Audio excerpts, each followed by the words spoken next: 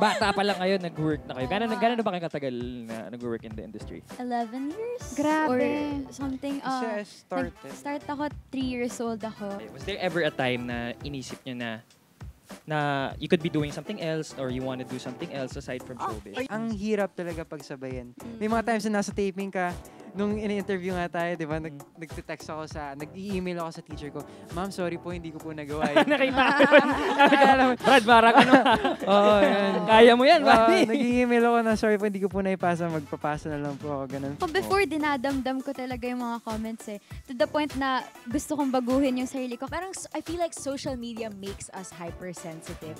During that time, hindi ko naisip na, oo nga, no, pwede nga pala itong mag-viral sa social media until nakita ko na yung mga post about that. So like, shucks, bakit ko nga ba ginawa yun? But, Isa ang pasukan, 3 ang nilabasan. Grabe. Sorry. Yung sagot ko dyan, hindi pwede dito. T-shirt yan.